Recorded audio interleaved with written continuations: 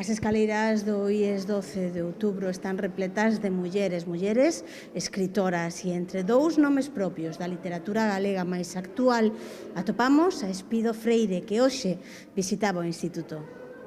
Hai un ano a pandemia obrigou a cancelar a visita xa programada da autora.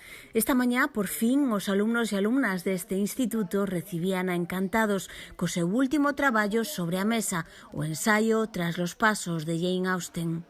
El hecho de que los chavales puedan acercarse a un autor, que una autora pueda acercarse a los chavales, hablar de los libros que han leído, hablar de autoras, que es el tema que nos va a unir, hablar de escritoras y de literatura, y de hacerlo en un día de primavera como este, en el que podemos mirar con un poco ya de esperanza hacia el futuro, ¿no?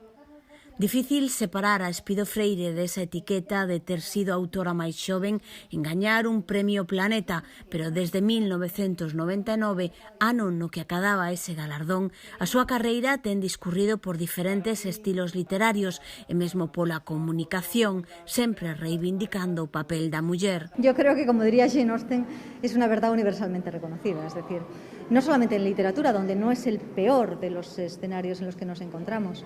Prácticamente en todos los espacios hay algo que reivindicar. En ocasiones es presencia, en otros es visibilidad, en otros es remuneración, en otros es sencillamente una idea de respeto o de algo tan invisible como la actitud, ¿no?, con la que somos recibidas.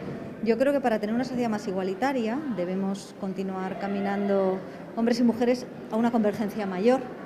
Y eso, en algunos aspectos, está más cercano que hace unos años y en otro da la impresión de que apenas se haya movido.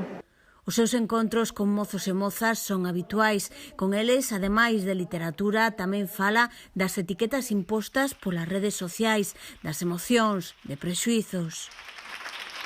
Yo nunca me he alejado demasiado del lector juvenil y tengo varios libros publicados tanto para jóvenes como para niños.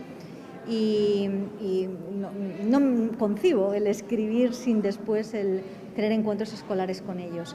Nos permite apoyar una labor muy ingrata que es la que realizan los profesores en el aula.